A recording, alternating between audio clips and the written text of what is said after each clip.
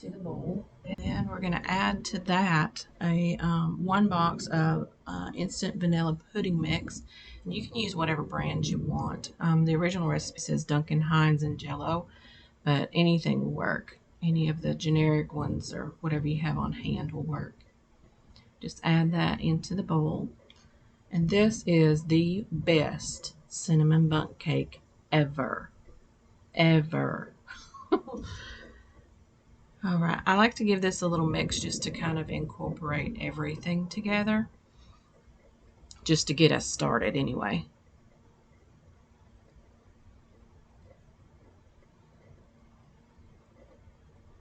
Now we're going to add, let's see, brown sugar, 1/4 of a cup of brown sugar packed. And it needs to be light brown sugar. I don't think dark brown sugar would do the trick, and this recipe would give it probably too much of a maple kind of flavor. So just 1/4 of a cup of the brown sugar. And then, because we don't have enough sugar in the cake mix or the pudding mix or the brown sugar, we're going to add 1/4 cup of white sugar. Give that a little mix. And then we're going to start adding our eggs in.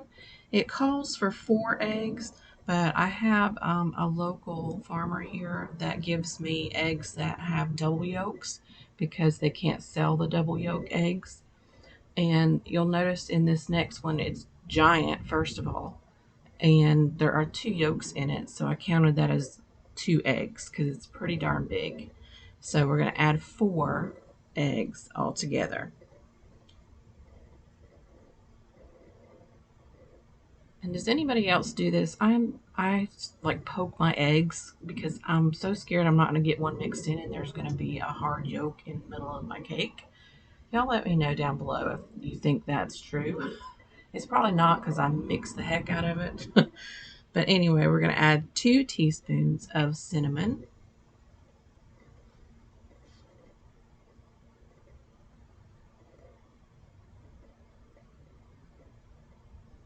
What's so different about this recipe is it does call for wine.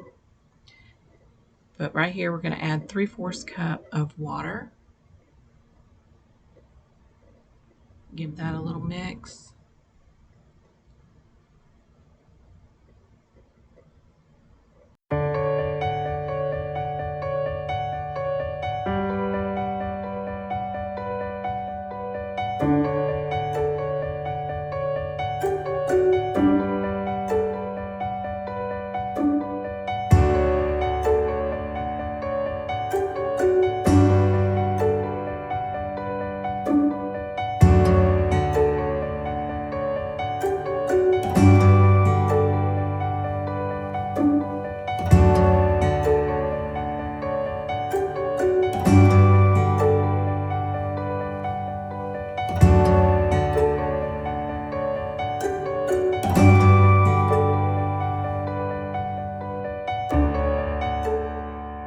You're supposed to have white wine. You can have white wine of your choice. We do not drink wine.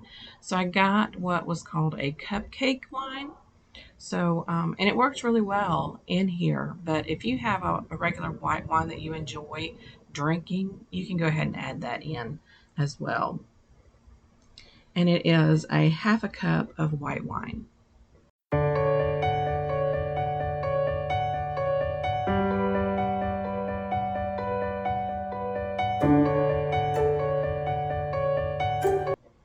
The recipe calls for some pecans. Those are optional. You can add any kind of nuts that you like in here, but I would rather not because my dad doesn't eat nuts in anything. He'll eat plain nuts, but nothing with them cooked in it. So I made this without any nuts, and it was still delicious.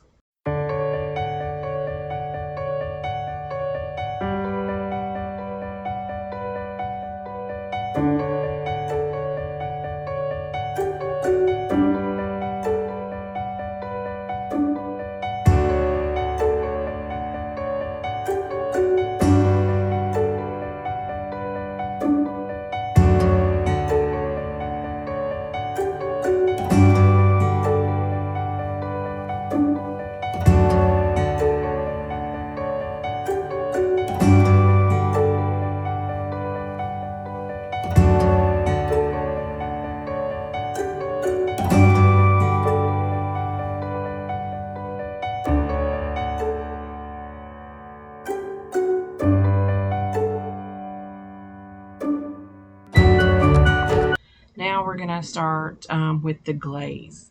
The glaze, it takes 1 stick of butter, and I used unsalted butter, but I think you could use whatever you have on hand.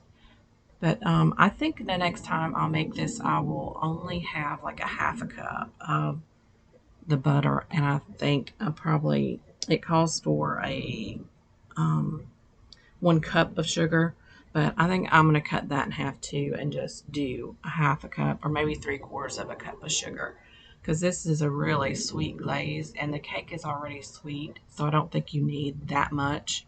But it does put a lot of moisture into the cake and makes it really moist.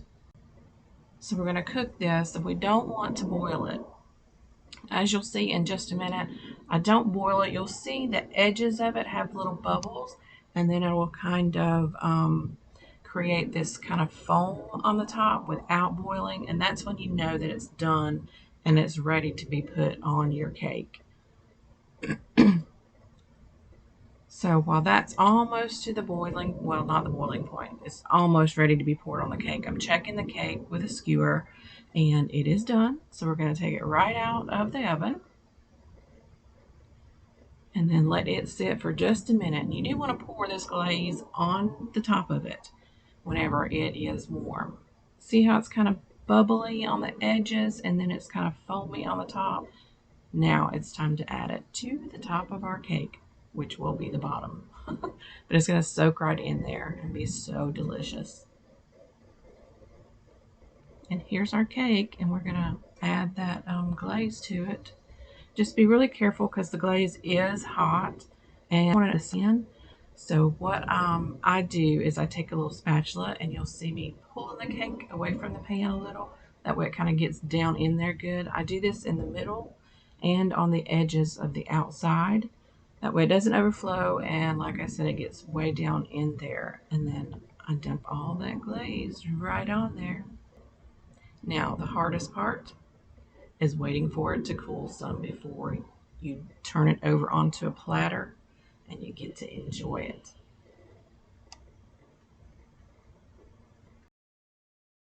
And here comes the masterpiece. Ta-da! Thank you so much for watching. I hope you enjoyed it. And subscribe below. Give us a thumbs up. And it gets better from here. Enjoy, guys. Bye.